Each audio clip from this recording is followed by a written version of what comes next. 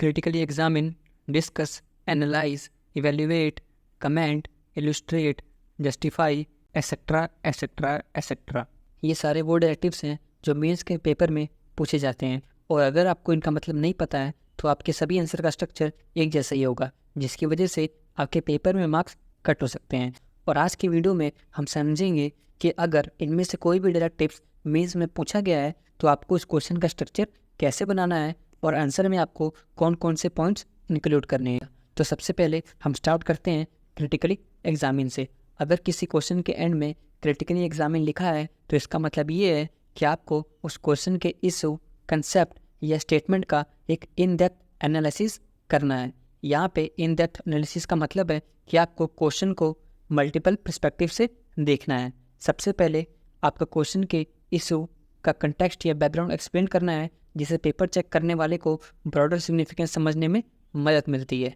फिर पॉजिटिव और negative aspects को डिस्कस करना है और साथ ही हर साइड के लिए एग्जाम्पल और एविडेंस प्रोवाइड करने हैं। और फिर एक बैलेंस असेसमेंट देने के बाद आपको लास्ट में कंक्लूजन देना है। आइए एक बार इस स्ट्रक्चर को एग्जाम्पल की हेल्प से समझते हैं। तो मान लो कि आपको पेपर में क्वेश्चन आया है कि critically examine the impact of globalisation on developing countries. So according to the structure सबसे पहले हमें कॉन्टेक्स्ट या बैकग्राउंड सेट करना है, जो कि है ग्लोबलाइजेशन। तो इस क्वेश्चन में सबसे पहले हमें ग्लोबलाइजेशन को डिफाइन करना है और बताना है कि ये डेवलपिंग कंट्रीज़ के लिए क्यों रेलिवेंट है। फिर कॉन्टेक्स्ट सेट करने के बाद हमें पॉजिटिव और नेगेटिव एस्पेक्ट्स या बेनिफिट और ड्रॉबैक्स पर फोकस करना है, और हर पॉजिटिव या नेगेटिव पॉइंट को सपोर्ट करने के लिए एविडेंस, डेटा या एग्जाम्पल प्रोवाइड करना बहुत ज़रूरी है। क्योंकि अगर ये सब नहीं लिखा तो ऐसा लगेगा कि हम सिर्फ टॉपिक के सिर्फ एक साइड पे फोकस कर रहे हैं, और इस चक्कर में आपके मार्क्स कट हो सकते हैं। इसलिए focus on every expect. Example के लिए ग्लोबलाइजेशन वाले क्वेश्चन में पॉजिटिव एक्सपेक्ट्स में हम 2 या 3 पॉइंट लिख सकते हैं। जैसे कि फर्स्ट पॉइंट में हम लिख सकते हैं कि इंक्रीज इन ट्रेड, और इसमें हम ये बताएंगे कि कैसे ग्लोबलाइजेशन ने नए मार्केट्स ओपन किए जिससे इकोनॉमिक ग्रोथ हुई। फिर सेकंड पॉइंट आएगा फॉरेन इन्वेस्टमेंट का, कि कैसे ये कैपिटल, टेक्नोलॉजी और एक्सपर्टीज़ लेकर आते हैं जो डेवलपमेंट को फॉस्टर करते हैं। और थर्ड पॉइंट में हम कल्चरल एक्सचेंज के बारे में बताएंगे कि कैसे ये कल्चरल अंडरस्टैंडिंग और डाइवर्सिटी को प्रमोट करते हैं। तो ये तो हो गया कि किसी भी क्वेश्चन का पॉजिटिव एक्सपेक्ट कैसे लिखना है। अब हम समझते हैं कि नेगेटिव एक्सपेक्ट कैसे लिखना है और क्या क्या लिखना है। तो ग्लोबलाइजेशन के नेगेटिव एक्सपेक्ट में हम फर्स्ट पॉइंट लिख सकते हैं इकोनॉमिक इनइक्वालिटी के बारे में, कि कैसे ग्लोबलाइजेशन से रिच और पुअर के बीच में गैप बढ़ता है।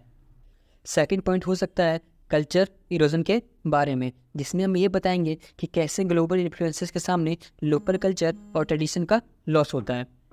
एंड लास्ट थर्ड पॉइंट में हम बताएंगे इन्वायरमेंटल कंसर्न के बारे में, कि कैसे इंक्रीज इंडस्ट्रियल एक्टिविटीज़ से इन्वायरमेंटल डिग्रेडेशन होता है। तो अभी तक हमने ये समझ लिया कि क्रिटिकली एग्जामिन वाले किसी भी क्वेश्चन में हमें कॉन्टेक्स्ट कैसे सेट करना है, पॉजिटिव और नेगेटिव एक्सपेक्ट या बेनिफिट्स और ड्रॉबैक्स कैसे लिखने हैं और इसमें क्या क्या लिखना है। अब इतना लिखने के बाद हमें क्वेश्चन का एक बैलेंस असेसमेंट देना है, जिसमें हमें पॉजिटिव और नेगेटिव एक्सपेक्ट को कंपेयर करना है। साथ ही ध्यान रखना है कि यहाँ आपको ओवरली सिंप्लिसिटिक व्यू से बचना है और इशू की कम्प्लेक्सिटी और बारीकियों को एक्नॉलेज करना है। जैसे ग्लोबलाइजेशन इकोनॉमिक बेनिफिट्स ला सकता है, लेकिन ये बेनिफिट्स इक्वली डिस्ट्रीब्यूट नहीं होते, जिससे सोशल इनइक्वालिटी जैसे चैलेंजेस आते हैं। फिर ये सारे पॉइंट्स कवर करने के बाद एंड में एक कंक्लूजन देना है, और ये बात हमेशा याद रखना कि आपको अपना खुद का जजमेंट प्रोवाइड करना है बेस्ड ऑन दी एनालिसिस, और इसके लिए आप की पॉइंट्स को समराइज कर सकते हो और एक बैलेंस व्यू पॉइंट प्रेजेंट कर सकते हो। जैसे आप कंक्लूड कर सकते हो कि ग्लोबलाइजेशन डेवलपिंग कंट्रीज़ के लिए सिग्निफिकेंट अपॉर्चुनिटीज़ लाता है, लेकिन साथ ही साथ चैलेंजेस भी पैदा करता है, जिनको फेयर पॉलिसीज़ और इंटरनेशनल कोऑपरेशन के जरिए एड्रेस करने की ज़रूरत है, ताकि इंक्लूसिव और सस्टेनेबल डेवलपमेंट हो सके। तो बस आज की वीडियो में इतना ही, और कल हम बाकी बचे हुए डायरेक्टिव्स के आंसर स्ट्रक्चर को समझेंगे। टेलीग्राम चैनल ज्वाइन करो, वीडियो को लाइक करो और चैनल को सब्सक्राइब करो। जय हिंद, वंदे मातरम।